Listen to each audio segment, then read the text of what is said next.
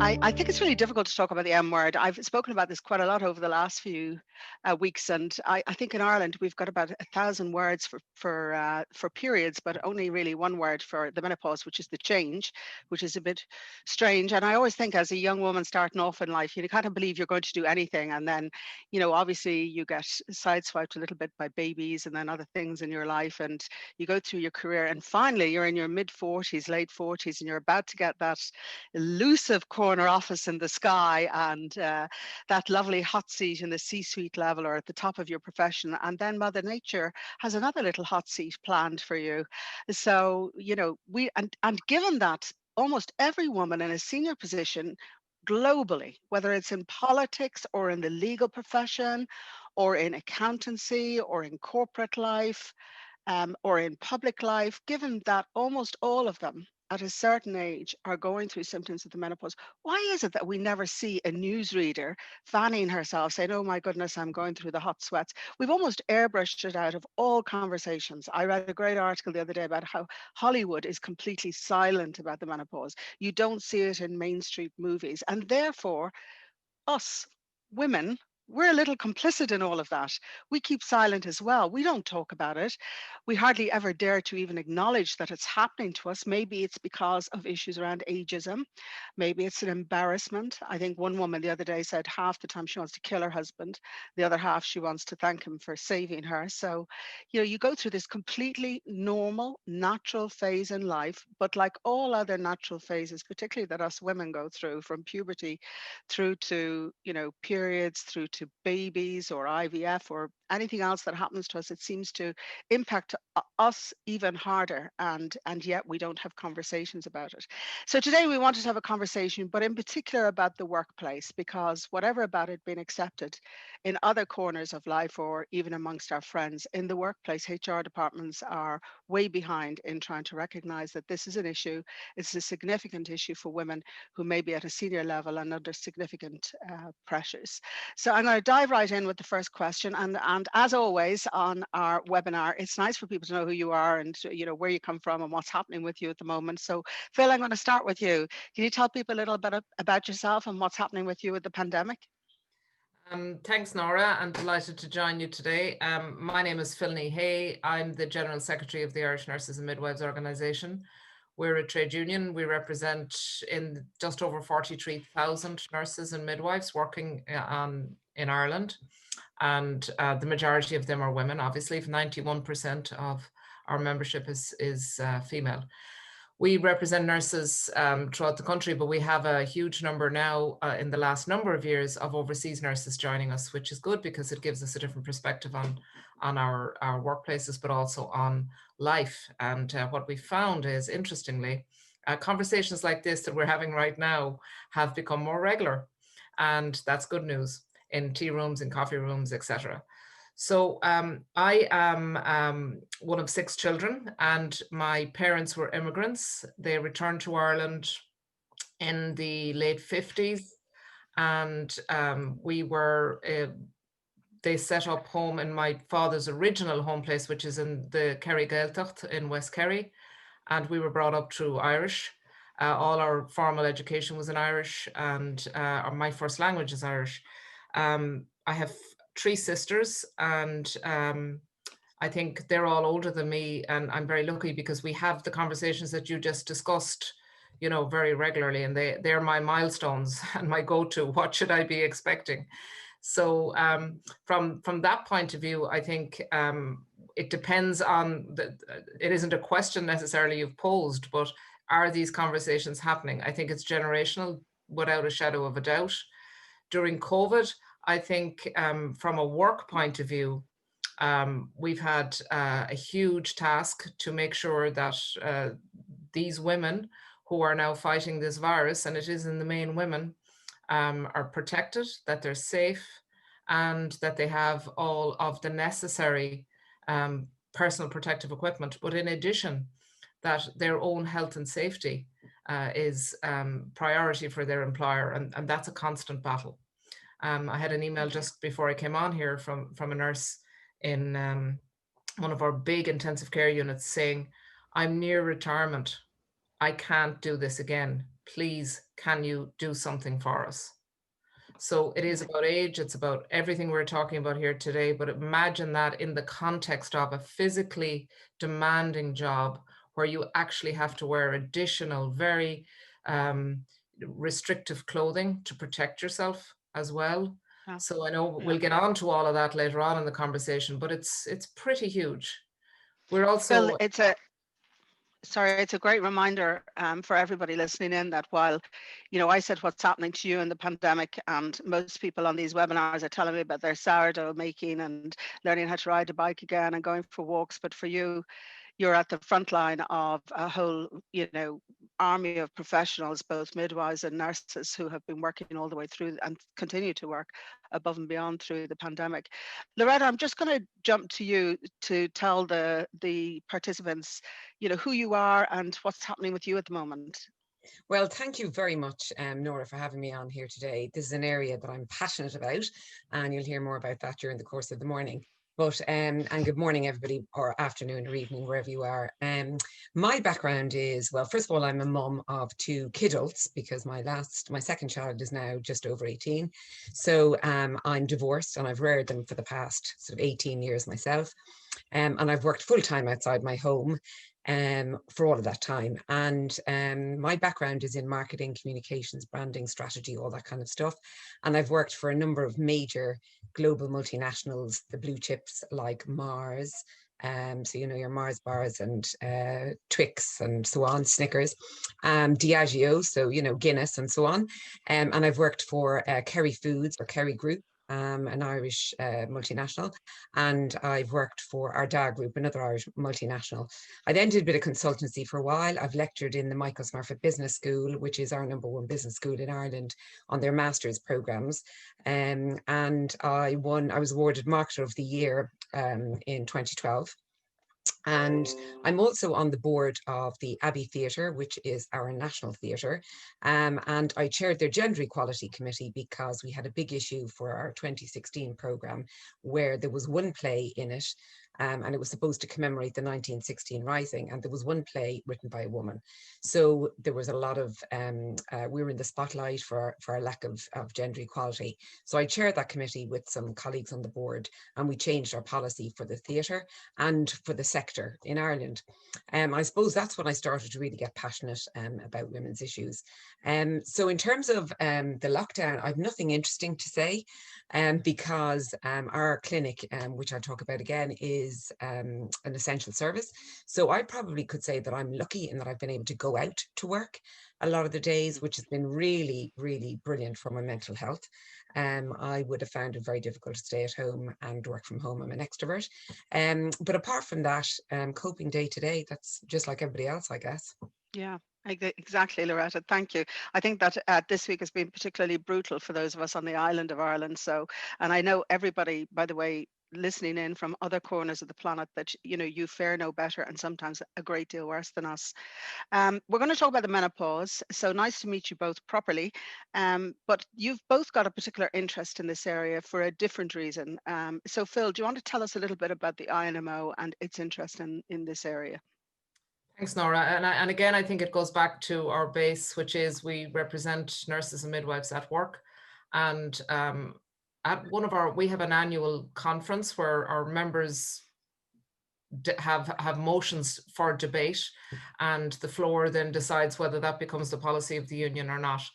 And it was about 6 years ago, a member of ours from Letterkenny in Donegal went to the podium and was speaking in favor of a motion. And during it, she said, but hang on a minute, how come we're not talking about the menopause here? And she was a lady at that stage, she was in her mid-50s.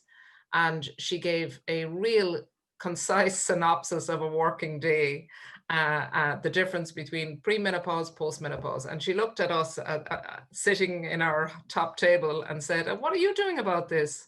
We're all women, we're members of your union. Why aren't you doing something to assist us? And it was very, very good. And we did. We went off, we researched, and we have a menopause statement for members. We run workshops on the menopause in the context of work. And there's, when you start looking at this, there's so little available. That's what we found. For example, Hmm.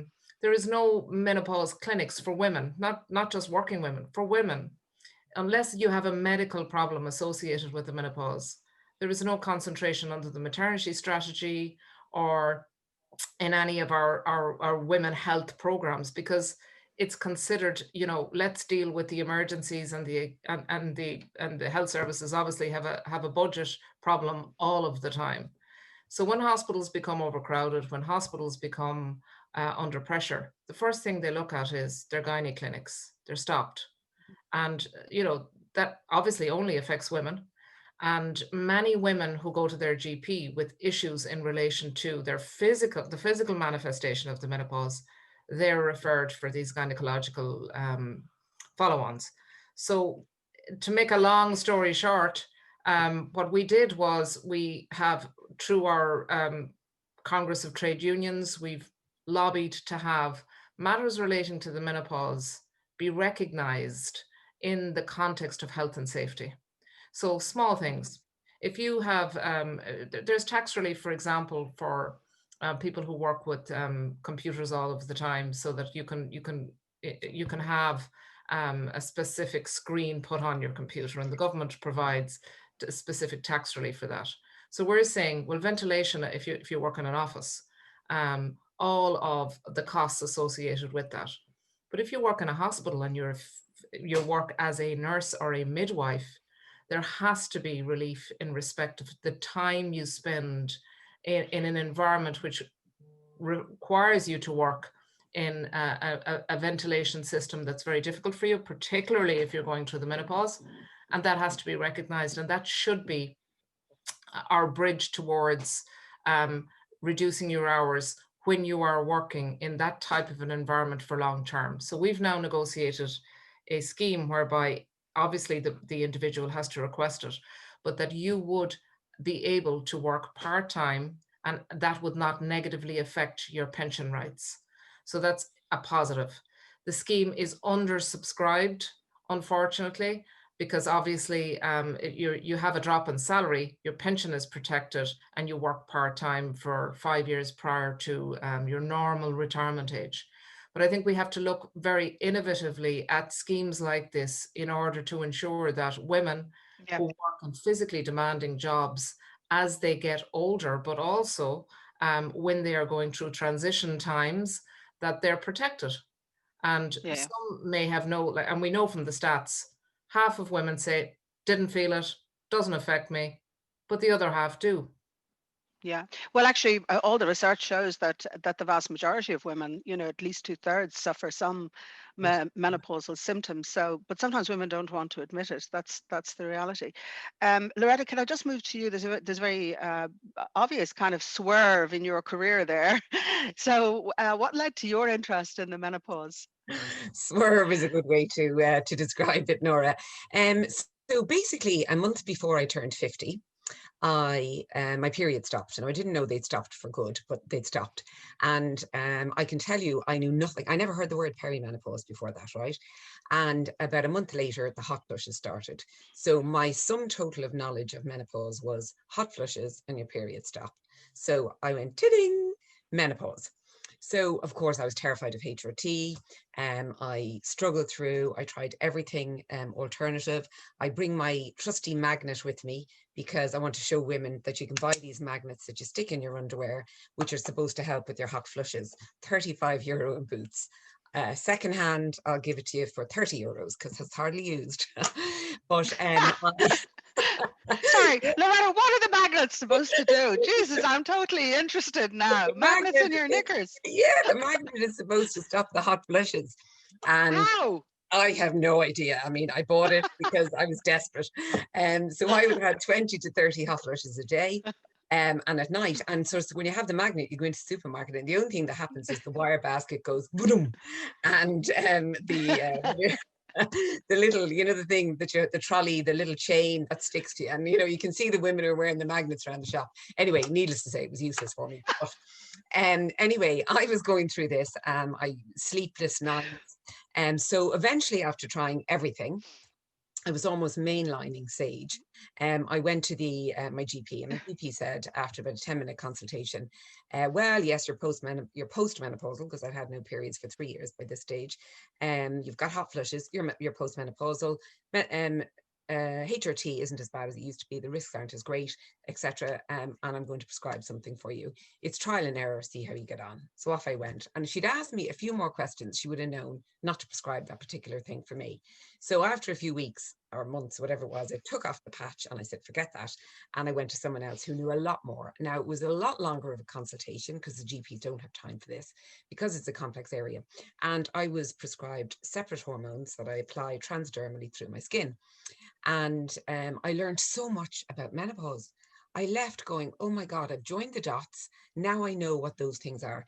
I had gone during my perimenopause years, which I didn't know about, the perimenopause.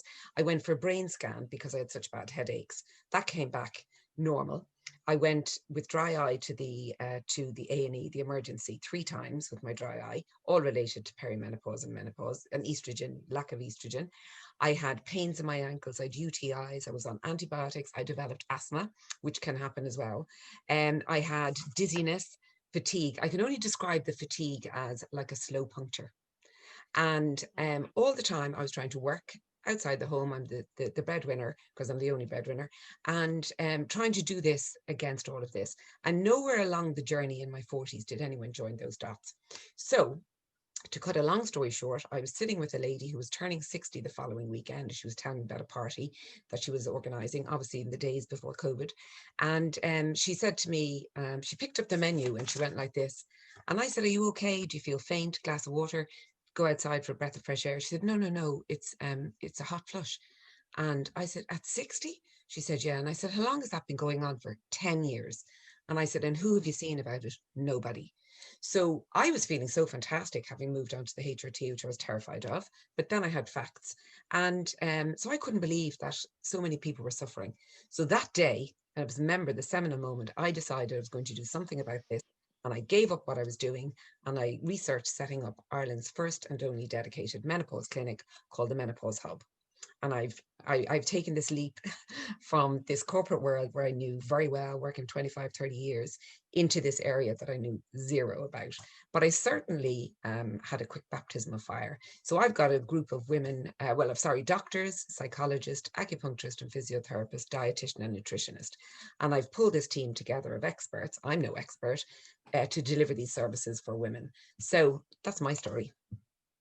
I honestly, Loretta, what you give hope to everybody is that out of the menopause rises this phoenix, launching a whole new business in a whole new area. I mean, that's, to me, that's always about the entrepreneurial skills of women that, oh, this has happened to me. I've just discovered nobody's done anything. There's a gap in the market. I launched this menopause hub. I wanted to just talk a little bit about the taboo, Phil, because it is strange. Like, I know that over time we've started talking about things that otherwise our previous generations never talked about. I mean, I've talked about domestic violence, honestly. People have talked about homosexuality, different sexuality. They've talked about alcoholism, drug abuse. I mean, only recently we had this huge big hoo-ha-ha about the period and the tampon advert, but still it's not acceptable. I mean, I can imagine sitting around, I was the only woman CEO in the Smurfit group at the time. If I raised the idea, I mean, I barely talked about the fact there was an enormous bump in front of me when I was pregnant. If I said, excuse me, I have to go out of the room, I'm having some menopausal symptoms, there would be like jaw-dropping moment around the table. We just don't talk about it. And as much as I've been quoting Gwyneth Paltrow and Michelle Obama and others in the celebrity field who've spoken about it, I can't think of a senior woman in politics or in business who has come out. In fact, I've actively searched to see. So that says to me there's an overwhelming reason why people don't talk about it. Phil, any insights into the taboo? And by the way, before Phil answers, just so you know, you can ask questions through the Q&A or the chat, and I've had lots of questions in advance, so I will come to them at the end and hopefully we'll get them all answered. Phil, taboo. Yeah, I think it's, again, as I said, there's culture involved. Some cultures are used to having more frank discussions and others. And I think as Irish people, we're not used to talking about personal matters unless it's in the context of healthcare. So in the world that I work in, you would have you'd have a lot of interaction about symptoms, about, and in communities, when people know you're a nurse or a midwife, you might find that women would say and be a little bit more frank because they want your, I suppose, your clinical insight. But in general terms, I think what you said at the opening, and I think what somebody has put up on the chat there is a real big point. It still is a bit of a laugh, oh, I'm having a hot flush, or, oh, forgive me, I've got brain fog, I'm going through the menopause, all that kind of stuff. So who's responsible for that? And I think that's what we have to look at. When I talk about it in boardrooms with employers who are very, very representative of men, I talk about it very seriously, and I talk about it as a health and safety workplace issue. And I talk about it in the context of their responsibility. And I think that's what we have to do. We all have to start talking about it in a different way, presenting it, not as a medical problem, because it necessarily isn't, a medical condition, and we don't want that. But when you look at, and you spoke earlier about, periods and childbirth and all of that, when you look at the whole way that all of the women's health issues are actually evolving and developing, and is it women ourselves, or is it something else? Is it something bigger? And that's a question. I don't know the answer to it, but I would be very worried about, for example, young girls who are, have never experienced what a normal period is like. They're on contraceptive from maybe 16 years of age, and their cycle is controlled in a different way. When you look at the cesarean section rate in Ireland, and the rate is very high, and why is that? And is there a push from pharmaceutical companies, from the management, from the controlling of all of this, that means women actually generationally, the younger generations have never had an experience of what a normal cycle or experienced what a normal cycle is like? I worry about the cesarean section because I think it is because our hospitals, our maternity hospitals largely, are under pressure for space, for beds, and decisions might be made based on matters other than the clinical presentation. So like 42% of births in some areas being, cesarean sections is way too high. And there's no follow on to that. So I don't know if I'm answering the question, Norah, but I think that we have to get to know our own cycles, first of all. There's a lot more done in schools now, great education about all of that. But then to know that if there is an unusual event, like some women go into very early menopause, and like Loretta said, don't recognize it, don't know what it is, going for a brain scan. Imagine, and I can see why you would. It's a headache. It's unrelated to anything else. You're nervous. You should have gone for a brain scan, and I'm delighted it was normal. But the point is, we need to talk in, I suppose, a far more serious way, both in our homes, in our communities, and then from my end in the workplace. And largely, health policy has to look at what are we doing for women of this specific age. Yeah, exactly. I think, Phil, you've hit the nail on the head that we need to talk about it, because to me, I can't imagine, whatever about nurses and their interaction with clients, but sitting, my father was very active in the trade union movement, which is predominantly men. So within the context of our working life, it's quite different. And, I'd be okay saying to women, I don't mind which way you bring it up. If you want a lightness of touch, which we all do around others, phases in our life. Certainly I joked half the time during my pregnancy, even though it wasn't that great, because that was my way of dealing with it. So rather than saying to women, this is how you need to speak about it, it would be great if they just spoke about it, because then people would understand maybe about the brain scan and the dry eye. I learned a lot there from what Loretta said. Loretta, for you, clearly the impetus for you setting up the Menopause Hub was probably a little bit around that, taboo area, and the fact that you didn't get that kind of information. Did you ever come across it yourself in the workplace? I have to say a couple of things in terms of, and I'll get to that in a second, is that I've done a piece of research there amongst over 1,000 women in Ireland. Yeah. And what 80% of women in the research said, and they're menopausal, so they're in the ages of 30 up to 65, but predominantly 45 to 65. 80% of women were unprepared for the menopause, they said. 66% had little or no information prior to that. And in terms of the level of taboo they would consider it to be in Ireland, they scored it 7 out of 10. So 7 out of 10. 10. So that's how taboo they believe it is. So it's well past the halfway mark.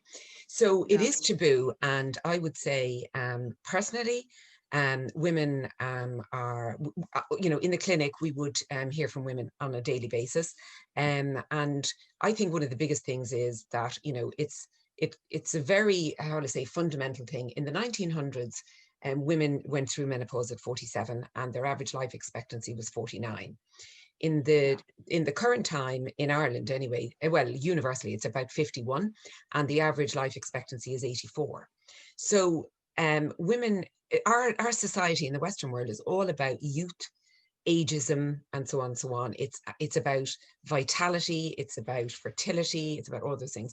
And so I guess part of it is somewhere in our psyche is that, we're no longer fertile and then part of propagating the population, and that we're past it, we're over the hill, we're dried up, we're crazy ladies, we're whatever. And there's a whole stigma kind of attached to it. I know. And that's a sad thing. And when I look at my daughter was 13 when she's now 18, whatever, when I was going through menopause. And I looked at her, she has a period tracker app on her phone. She goes to a mixed school. If her tampon fell out of her bag, she wouldn't give a fiddler's. The boys would pick it up and go, you dropped your tampon. It's a different world. And I said, when my daughter gets to menopause, I want it to be a totally different experience for her. And quite frankly, women younger or older than her. So in terms of the workplace, I hid the fact that I was menopausal, despite the fact that I had all of these flushes. And mid-presentation, and I know there's a lot of comments there about people about the symptoms, and we are going to come on and talk about the symptoms. And it's not just about the hot flushes, and it isn't funny for a lot of women. But I would have had hot flushes mid-presentation, and the sweat would be, kind of pouring off the hair, the ends of my hair. And I would be wanting to get my clothes off, but of course I couldn't. Plus focus on what I was saying, plus deliver the content. That is a very debilitating and confidence affecting moment. So I never told anybody. I also didn't want people to know my age. And the reality is they knew my age, give or take 5 years anyway. So my thing was, I don't want to say I'm menopausal because they know my age and then they'll think I'm too old for work. Yeah. Do you think that, Loretta, just staying on, because we might just talk about the symptoms, do you think there's an element of ageism as to why women, maybe that's a double whammy, as in, certainly I didn't admit the symptoms of the menopause, and they were quite serious, only to Richard and myself, to nobody else. And, then you wonder if there is an ageism issue within the workplace. Do you think that's the case? I think there is an ageism issue. I'm not necessarily thinking that it's anti-menopause, if you get my drift, because I would say, if 80% of the women are unprepared for menopause, can you imagine what the rest of the population is unprepared for it? Yeah. So I'd say it's more ignorance. I'd say it's lack of education. It's, it is something that's sniggered at, and there's, funny because of the hot flushes and stuff, but it's a really, really serious issue. And so I'd say it's more ageism than it is menopause. But I would say as well is that women's performance can be affected quite negatively. And in the UK, we've no stats for Ireland, 25% of women in the UK considered giving up work because of their menopausal symptoms, and 10% did. Yeah, exactly. I saw that 1 in 10. Phil, it might be a good time to go to talk about workplace, because you put out a startling statistic about the number of women in Ireland alone. I actually extrapolated that worldwide to millions and millions. So if you take 50% of the population being women, and within the period of 45 to 59, 60, although certainly women talk about the fact they've got menopausal symptoms before and after that age period, but it's quite a huge amount of women, isn't it, in that catchment area? Yeah, and as well as that, I think a subject we haven't touched on, but one that when I talk to women who say if I'm representing, and it is mainly, we have male members, but it's mainly women, and we have done a number of surveys on, bullying in the workplace. And we've surveyed our members. We've had a number of universities working with us. And I was looking at it last night, just in, thinking, I wonder, was there anything there that we missed because of this conversation today? And we did look at the age. We asked people to identify their age, but we didn't ask them to identify if the feelings of insecurity and all of those psychological feelings made them feel any differently during a specific period in their workplace. So in other words, could we link the high incidences of interpersonal difficulties between people to that section of the age? And I think it's something that I would probably go back to our surveys on and see if there is some sort of a link. Because when you're, as Loretta said earlier, but also as the research shows, you do have a certain vulnerability around this time of your life. You lose your confidence. And then if you have somebody whose behavior towards you, is inappropriate, you just mightn't be able to point that out. And all of our policies, for example, are you go to the person, you say to them, I don't like the way you're talking to me, and you try and resolve it at that level. But imagine if you could do that in your 30s, but then in your mid 40s, 50s, maybe you just don't feel the confidence. And many times women say to me that, and a lot of women who have for example, don't have a family. So they find the grieving attached to this period in their lives to be quite real. All of a sudden, you might be thinking, oh, sure, I might meet somebody, I might have children, I might decide to have a family. And then all of a sudden, that's gone.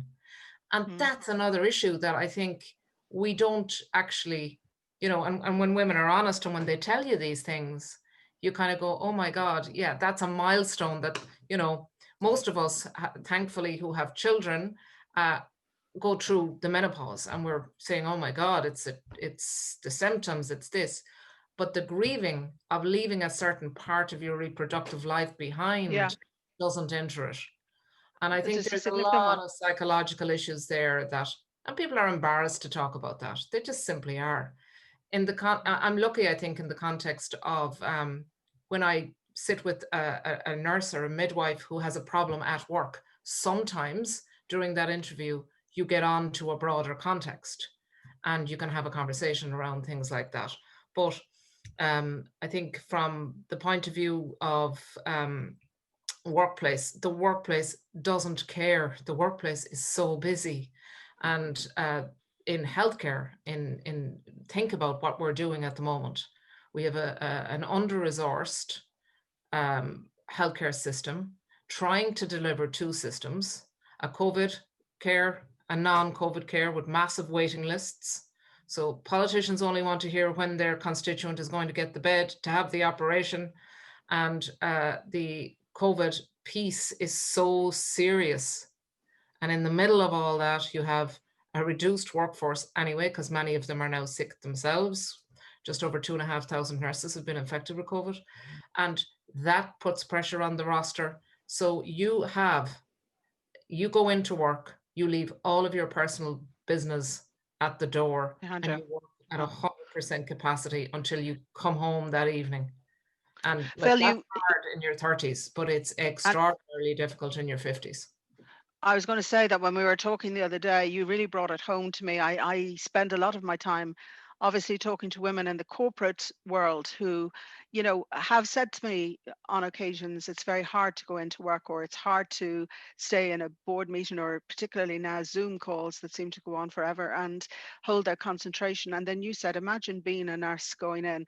Menopausal symptoms are not, and you still have to go in there and do a long 12-hour shift, regardless as to how you feel, because the workplace desperately needs you. Loretta, I just wanted to move on to you about the issues around workplace. And obviously, there's a recognition that it's there, that it affects tens of thousands of women in Ireland alone, millions across the world. But what can we do? Let's move to something a little bit more. What could we ask HR departments to do and workplaces to do to make it a little bit easier on women going through these symptoms? Well, in addition to the clinic, Norah, I've been, because I come from the corporate sector, I've recognized the need for doing something around this. So I have been going out talking to organizations in terms of, training, workshops, education pieces, and policy change in these areas. So for example, I did a webinar with Bank of Ireland, and I had one of my doctors on the team with me, and we did the webinar, and it was an educational piece for staff. Next week, we're doing a piece on education for management. So I think there are a lot of things that can be done. I think even letting women know that this is a menopause friendly workplace is a way of saying we're open to the conversation. I think it's very difficult for women to have that conversation by themselves, because particularly if you have a male manager who maybe has no clue about menopause, that's a difficult conversation to bring up. I've been there. I never brought it up, and I'm a strong woman, so I think there are also a number of different things you can do. You can have sort of workshops or educational or lunchtime, lunch and learns, webinars, those kind of things. You can introduce some very, what I call pragmatic things. So if, for example, your workplace is a uniform involved, then that you give more uniform pieces to women at that particular age. You make sure that they have access to aircon or a window or whatever. And if they don't, you can get mini fans for desks. You can make sure there's access to cold water, access to bathrooms. You can actually add into your existing policies in terms of absence policies and sick leave. You can actually add in stuff around menopause. I think there's also, you can appoint a menopause champion, which would be somebody in the workplace, it's somebody that women would feel confident going to speak to about this. And then you can go all the way to a menopause in the workplace policy. And I think the reason that this is really important is that there's a business case for this. Firstly, there's a health and safety issue, which Phil has alluded to. Secondly, there's an issue around gender diversity and inclusion. And then there's also an issue around retention and attraction of talent. And women at this age, are often at the peak of their career. They've got a huge wealth of experience and expertise behind them. It's not the time to lose this talent from your organization. So I think, and I really believe passionately, that menopause is where mental health was 10 years ago, and that organizations are starting slowly to work up to it. The UK are ahead of us, and there are a number of people who've already introduced, Channel 4 has introduced a menopause in the workplace policy, the Manchester Metropolitan Police, a number of other different places. So I think organizations and HR departments need to wake up, but I think it's just not on the radar, and it's up to maybe women within the organization, people like me, people like you, conversations like this to start to get it onto the radar. I agree with you, Loretta. I think over the last few weeks, as I raised the fact that, given that all of the webinars up till now have been around issues for women and women raising up through the ranks, and then suddenly I'm doing the menopause, and, the men in particular are intrigued by that. Why are you doing this? Is this a totally different thing for you? I said, no, it's absolutely not. It's completely in line with, women that I find who are returning into the workplace, yes, who've had no information, no preparation, no support. And in particular, women who finally, after so many years, get into a leadership position, only to find themselves feeling quite isolated and secluded within the workplace because there is no recognition of menopause, psychological and physical symptoms. Because I see a lot of people on the chat and on the Q&A there talking about that as well. So Phil, I'm just going to ask you to answer this question if you don't mind, and then I'm going to take some questions. There's so many questions. I got about 100, by the way, by email. So thank you so much, everybody. And we'll try and answer as many as possible. Just to say that Loretta has a big conference tomorrow on the menopause where she is answering more healthcare related questions. But Phil, do you think the INMO could be, going back to Loretta's magnet, a magnet in this field, somebody who's creating the kind of HR policies that others could emulate? You mean internally as an employer? No, I mean through your work with the HSE. Yeah, I think so. I think that's what we strive to do. We have a menopause policy. We're one of the first unions to have a menopause, and Loretta was involved in some of the work with us on that. We take it seriously. We think, as I said, the motion to our conference is our driver. But the point is that you really have to break it down into health and safety in the workplace and responsibilities of the employer to ensure that you're speaking language that is almost industrial in nature to bring about the change.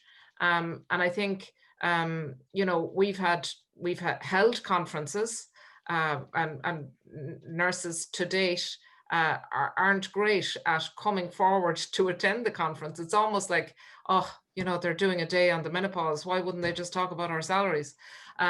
So there is a bit of a culture change that we need to bring about, because we need, I think, women at work to understand that there are supports there, and that if, for example, I could get 5 phone calls today from nurses saying, we you know, my salary was wrong, I'm not happy with the roster I've been given for next week, blah, blah, blah.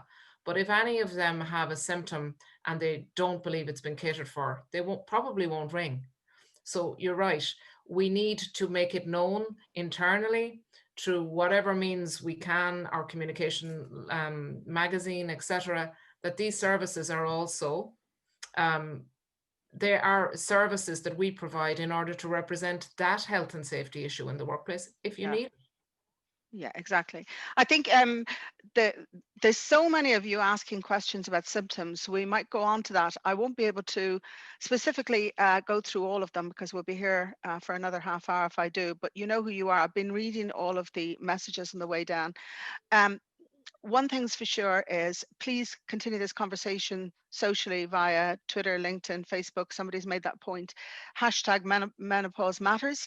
We will be sharing this webinar, the recording of this webinar after this, so that you know everyone can see it and hear a little bit more about it. So on symptoms, Loretta, we might go to you. People are talking about both the psychological and the physical symptoms, and it's a range of questions, some very specific, so which are difficult to answer, I think, if they're in the medical field. But people asking, what do I do to prepare for it? How do I know I'm entering the menopause? Well, I'm in the menopause. Can you talk about the psychological and the physical symptoms? And have you any advice to give to people outside of maybe, you know, specific pharmacological advice, which is very difficult, but, you know, maybe the magnets didn't work, but are there other things you found that worked? Thanks, Loretta. Somebody else said they have a magnet, so we're doing a 2-for-1 today. But I know somebody also made a comment there that it's not a laughing matter, and it isn't. The only reason I do that sometimes is to break the ice and to give people a sense of, you know, that it's a safe environment and whatever. But if I just talk to you, I'm not a medic, so I can give no medical advice, but what I can give is woman-to-woman advice, or woman-to-man advice, if you like. So basically, we have a symptom checker on our website. And the reason I put this together was because until I saw all of the things together, I never copped they related to menopause. So that helps me join the dots. It helps women join the dots. It also helps women prepare for a consultation at our clinic with our doctors. And therefore, they don't leave afterwards and go, oh, I forgot to mention that. I wonder, would that make a difference? So it's really for them to get a picture. So we've divided the symptoms into 3 areas. One is the emotional and psychological type areas. So women talk about anxiety. Yep. I didn't suffer with anxiety during my menopause. The hot flushes were my only signal. But what I am overwhelmed by is the level of anxiety that women suffer. And that leads to loss of confidence, it leads to insomnia, it affects all aspects of their life, performance and job. So that's one of the areas. Depression, women who've never experienced these before can suddenly experience them. Some people who've had them before can be re-triggered. There's weeping, crying, mood swings in mood level and so on, bursts of anger. Loretta, can I just, sorry for cutting in. Yeah. It's just that I've had a lot of questions around the issue of depression and the menopause. Yeah. So yes, people talk a lot about feeling very down, very depressed. I think you yourself said it's like a slow puncture in a tire in terms of tiredness. But a lot of other people saying they were misdiagnosed as having had depression when they were going through the menopause. Can you talk a little bit about that? Yeah, I mean, a lot of women would tell us in our clinic, and, you know, some GPs are fantastic. So I'm not knocking GPs. They don't have a lot of time, but some are not really up to speed with menopause as well. And therefore, a lot of women tell us that they were offered antidepressants as their solution, as the first line solution. And they will say to the doctor, but I don't think I'm depressed. And they're saying, well, as Yeah. soon as you mention mood, that goes into that territory. But what a lot of women can describe as well is a flat mood. And it's sort of, I described it as my loss of va-va-voom, my joie de vivre, my, that kind of thing, my zest for life. And a lot of women lose that, and they don't want to go out, they don't want to do things, but they're not, clinically depressed per se, although some people are. Yeah. So it's really, the mood can be part of it, because if you think, and this is a great way of describing it, is that if you think menopause is puberty in reverse. So in puberty, your child goes through this massive, particularly the girls, and their emotions are all over the place, and they're moody, and some get anxiety, and some are depressed, or they behave depressed. They're eating a lot, they're sleeping a lot. They turn into different people than they were, when they were 10, so Yeah. shall we say. The Yeah. same thing happens at the other end with the decline in the hormones, particularly estrogen. So that's why mood can be affected. The other big area is genitourinary symptoms, which nobody talks about either. So that's vaginal dryness, and that can happen in your 40s all the way up. Painful sex, UTIs, that kind of thing. Leakage, so that when you cough and laugh and sneeze, you might have a little bit of leak. And those ads saying that this is normal, you should wear a pad, it's not normal. Check it out, ladies, it's not normal. And the other area is the physical symptoms, and they're some of the ones that I would have talked about. But brain fog is a big thing, and memory Yeah. loss is a big thing, which affects women, particularly in work. And we would have women come into the clinic who would be saying things like, I have a job where I need to concentrate, I'm an accountant, or I'm a lawyer, or I'm whatever, or I need to be or I'm administering drugs to patients, I need to be precise, I need to be whatever. And that's gone. And that affects your confidence, because what most women say to us, two things. One is, I think I'm going mad, or crazy, or whatever, but I think I'm going mad, and I want my old self back. And when they talk about the symptoms, 80% of women suffer symptoms, 45% moderate to severe, and 25% will have severe symptoms. That's debilitating, not able to live their lives. And you wouldn't believe the type of people that, the type of scenarios we have seen in the clinic. And Loretta, there's a lot of people asking questions about HRT, and I think it's very difficult. This is a very personal conversation I think you have to have with your, well, for me, it's with my gynecologist, and there's cancer in my family, breast cancer in particular. So I have a very serious conversation about it. So I'm not recommending it to other people. It's just something that's very personal to me. But are there non-pharmacological advice that you can give to people from your own experience? People talk about lack of not being able to sleep well at night time. The issue around brain fog is a very serious one for women. Diet, is that important? Is it good to exercise, go for walks? Well, a couple of things. Breast cancer is a big risk for women over the age of 50. So as you're aging, and that's in general, whether you're taking HRT or not, the big risk, or it's a risk. And so our doctors would talk to the patient about diet and lifestyle as the number one thing, cutting down your alcohol consumption, exercise, eating a healthy diet, not being overweight, not being obese, and not smoking, cutting down caffeine, etc. So there's a whole piece around that women can do for themselves. There's a lot around mindfulness and yoga and so on that women can do. There's herbal and over-the-counter kind of solutions that you can take, but I found that having tried them all, that at a point your hormones drop, and then there's no way you can't. They don't work. They don't work for everybody. In terms of hormone replacement therapy, the only thing I'll say is that it is the most effective solution for most women. Not all women, but for most women. And the risks are much lower than you might think. Now, I'm not pushing HRT. Don't get me wrong. It's an individual choice, but it should be part of a consideration set, the way diet and lifestyle is, etc., etc. But you need to speak to somebody who knows about that. That's what I would say. The other thing that women don't think about, and I talked about the average life expectancy, is that the average woman in the UK, whatever, in the Western world, will live a third to half of their lives postmenopausal. So that's in an estrogen deficient state, which can have impact on their bones, so osteoporosis, heart disease is the number one killer of women globally, and in Ireland, and heart disease incidence goes up from menopause onwards and equates to men's. And the third area is cognitive function, Alzheimer's. So, it's a big wake-up call for your health, to be looking at your health for the next phase of your life. Loretta, I think as much as everyone is on Twitter and social media saying educate yourself about COVID, I would love to say to every woman out there, and I love the fact that the chat room has now turned into almost a group hug. So you're all helping each other, which is even better. And Adele, just I nearly spat out my tea when I saw men marketeers and media portray women as leaky creatures. I can't tell you how furious I get when I see those ads, which almost accepts that we all have incontinence from having babies. Phil, I'm going to stay with you for a while now, if that's okay, just to go through maybe if we, given that what most people, we've covered quite a lot this morning, but most people are really looking for is that level of advice, Phil, about, you know, every single person listening in this morning is going through different phases. Is there anything that you can give them in terms of advice that might help them get through whichever phase they're at the moment? Again, I think a lot of the comments, I'm just reading them as they're coming up. Yeah. People know, what suits themselves. And as Loretta said, it actually isn't the same, I suppose, prescription for everybody. And there is a space along that trajectory for everything from, HRT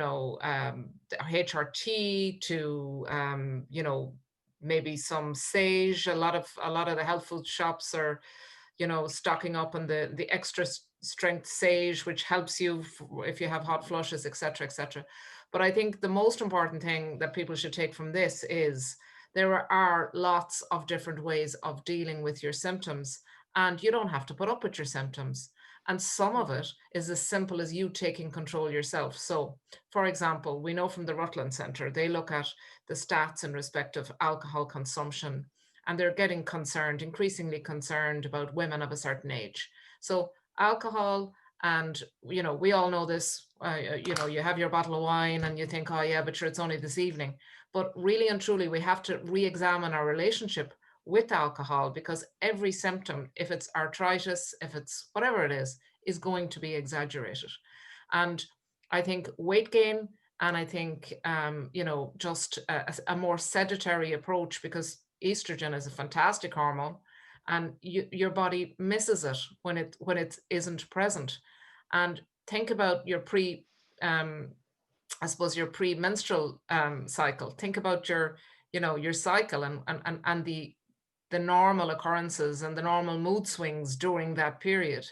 And then imagine that your estrogen is no longer part of the kit, and that is a problem. So you have to find different ways. And I think the most important thing is to get to know what is out there, what can help you, and try it. And I think Loretta's advice is really, really important. Don't be afraid to try something and then to say, you know what, that's not working for me.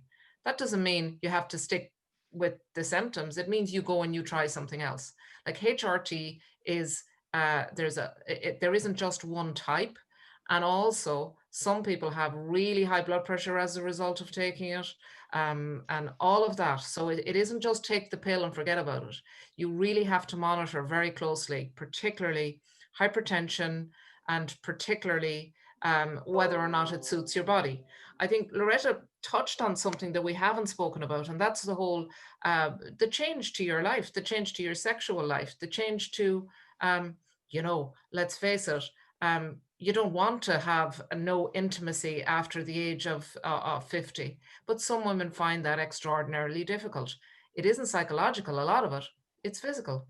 So you have to find the solution that suits you, that suits whatever type of a relationship you're in, or if you're not in a relationship, whatever. But this should not be the end of that side of your life. And I think we're reluctant to talk about the menopause, but we're very reluctant to talk about that side of it. And I absolutely agree with both of you. Those ads, in all fairness, where did they come from? And the women look fantastic, which really is a pain as well. Who wears a pad and looks like that, smiling, walking down the road? In fairness, it's so bizarre. But Bizarre. I think get as much information as you can. Your body is unique to you. Your experience is going to be similar to other people, but unique to you. Some people will find, it's no problem. I went hiking. I started a whole new life as a kickboxer. I've heard that. Great, happy days. I couldn't do that, but I think you have to look to what is your recipe, what is your own, prescription, and it'll take time to get to fit into that groove. And then there's the other extreme, which Loretta did discuss, which is where you have actual medical issues that need to be addressed medically, and that's very different. And you have to recognize that and know when to go where, and hopefully get through it. Yeah, exactly, Phil. I think the reality, the message you're giving is the one that I think we all need to give to women, is that as much as every woman is different, every woman has different symptoms, and that happens at different stages in your life, that having a very good medical practitioner, as a lot of people saying GPs don't necessarily have the time or the space, I suppose, to be able to help people in this particular area other than taking bloods and talking about markers. A great gynecologist, a great medic can always help you, point you in the right direction. And I'm guessing, Phil, in the UK in particular, this is an area that midwives have started to stray into. Absolutely. I think this is an area like this is tailor-made for not just midwives, but practice nurses who work with GP. There's a huge area here where a clinical nurse specialist can develop expertise and work with women. And I think it's an area that we need to push for, because women sometimes, you're right, GPs are the go-to at the moment, but many times they don't have the time for the long consultation. Many GPs are now, more GPs are women, which is good. But I think they're practice nurses. We have women's health nurses in some of our maternity hospitals. And, it's the whole gamut. And I think, yes, midwives, practice nurses, and women who work in gynecological services. Yes, whether they're OTs, continence advisors, all of these advisors, they're all the skills that nurses have at their fingertips. And Phil, there's loads of people on the panel, Tess and others, saying, please, can we have nurses on during webinars talking about the menopause, which would be great. Loretta, you started laughing in the middle of the conversation about the pads and the gorgeous looking women with the leaky incontinence, I did, and I was going to interrupt Phil rudely, which was terrible of me. But what I was going to say was, I actually think we should all write in to complain the way they did about the tampon ads, to get those ads banned, because it's not normal. It's not normal, and it infuriates me. So I'm going to write this again. Thank you. Those of you who are on Twitter, please, after this, wouldn't it be great if you got menopause trending on a Friday morning in Ireland? I mean, that would be something, really. Menopause matters. I think, as everybody has said, we need to normalize it. We need to frame the conversation differently. So final question to Phil and Loretta. Those of you who haven't had your questions answered, I'm really sorry, but we will try very hard to ensure that we might keep this conversation going. I have another webinar coming up on returnships, people returning to the work, but we might have time to do this one again, more about symptoms. But I suppose, I guess, if I gave you a magic wand, Phil, and made you don't want to be the Taoiseach of Ireland at the moment, I'm sure, but made you all important and powerful, what one thing do you think would help to change the world for women going through the menopause? I think recognition of the health and safety implications at work, and I'm specifically looking at work. And I think if our, we have undoubtedly, we have the stats now in respect of trade union members who are female male, there's more women in trade unions than men. There's a lot more women staying at work, but our society hasn't changed from a period when the woman was at home and the man was going to work. So we have to change our reaction to the world of work. And that means our health and safety legislation, our labor laws, et cetera, and we have to get a focus on the issues that affect women in work and the reasons they leave in early at certain ages. I think early retirement, the Gardaí and the prison service have had early retirement for years, because it's a specific type of physical activity that you can't stay in until you're 60s. I think women should be looking for the same, particularly in nursing. Totally true. Because it's a heavy, demanding job, and you have served your time. Let me assure you, when you hit 55 as a nurse, you've served your time. Yeah, definitely. I still remember my nursing days as a young woman, feeling that I served my time and coming off every shift. Loretta, final thoughts if you were given that magic wand? If I was given a magic wand, I'd do three things, I think. One of them is I would have a public awareness campaign on the radio, on the TV, to help kind of normalize it and for help women to know they're not alone. I would also have workplace policies in place, the way they have pregnancy policies within organizations. And I'd have GP surgeries full of information about menopause and GPs brought up to speed with menopause. They'd be the three things I would do. That's great, Loretta. And we might take that slot left by the incontinence pads for that menopause awareness TV campaign. Thanks to everybody for joining in and for all of your brilliant comments. Please keep the conversation going out beyond here, out on social media platforms. Thanks to Phil and to Loretta. A great, fantastic webinar. I have to say this is the liveliest one I have done so far. So brilliant. So have a great weekend and thank everyone for joining us.